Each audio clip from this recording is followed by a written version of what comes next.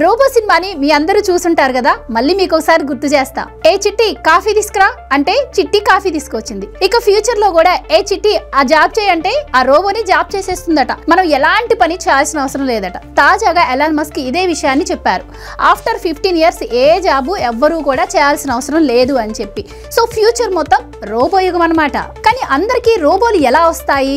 ప్రభుత్వాలు ఇస్తాయా, లేకపోతే ఏఐని దాని ద్వారా రోబోలను తయారు చేసే కంపెనీల మీద ఆధారపడాలా? సినిమాల్లో చూడటానికి అలాగే ఊహించుకోవడానికి బాగానే అనిపించినా కూడా ఈ రోబోలు వస్తున్న ప్రాసెస్ లో ఉన్నట్టుండి లక్షల ఉద్యోగాలు పోతే పరిస్థితి ఎలా? మరి కొత్త వర్క్ నేర్చుకోవడానికి అలాగే వేరే ప్లేస్ కి వెళ్ళడానికి ఎవరు సహాయం చేస్తారు? సామాన్యుల జీవితాల్లో ఈ రోబోలు వస్తే వాళ్ళ ఆ వేగాన్ని అందుకోగలుగుతారా? ఎలాన్ మస్క్ ఇంటర్వ్యూ చూసిన తర్వాత చాలా మందికి చాలా రకాల డౌట్స్ వస్తున్నాయి. రోబోలు దానికోసం హార్డ్వేర్లు తయారు చేసే వాళ్ళు వాళ్ళ ఉపయోగాల కోసం ఏవేవో చెప్తూ ఉంటారు. ఎవరు ఎన్ని చెప్పినా కూడా టెక్నాలజీ వల్ల ఎలాంటి ఉపద్రవాలు వస్తాయని మనం ముందే చెప్పలేం కదా. సో ఏఐతో భవిష్యత్తు బంగారుమయం కావచ్చు, అలాగే భయంకరంగానూ మారొచ్చు. ఇదంతా కూడా కృత్రిమ మీదను కంట్రోల్ చేసే వాళ్ళ మీదనే ఆధారపడి ఉంటుంది.